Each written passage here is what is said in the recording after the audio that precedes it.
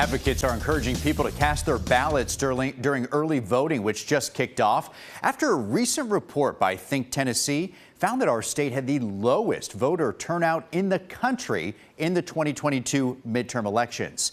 The State Capitol reporter Tori Gessner explains why and the effort to improve it. The process is simple. We're going to take you to a booth. You go in, you give them your license or your identification, they give you a card, you go put it in the machine and you vote. But the people who do it in Tennessee are the minority. While our voter turnout rates have been consistently low over the last 20 years, this is the first time we've ever been in last place. Not even 40% of registered Tennessee voters cast a ballot in November 2022, the worst voter turnout in the country, according to a recent report by Think Tennessee.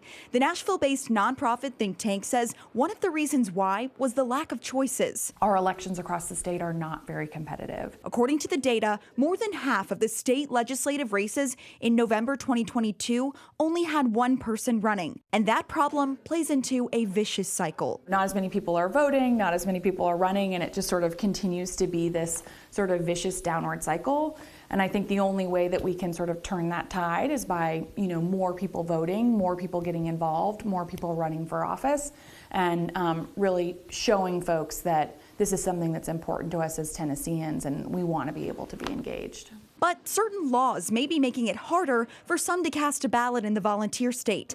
Tennessee is one of only 2 states that require voters to mail in their absentee ballots versus dropping them off in person. 35 other states and D.C. allow voters more time to register compared to Tennessee, where registration closes 30 days before an election.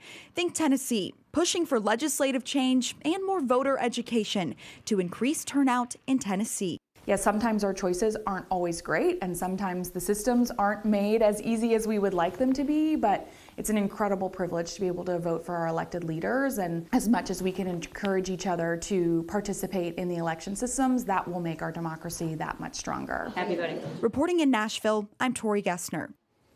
Well, Think Tennessee also tracked Tennesseans' calls into the National Election Protection Hotline for the 2022 midterm season, and they found around 60% of the callers were asking for information like where their polling location was, while the other 40% reported a challenge, including not being able to cast a ballot because they had not registered on time, and not being able to cast an absentee ballot because they also had not registered online.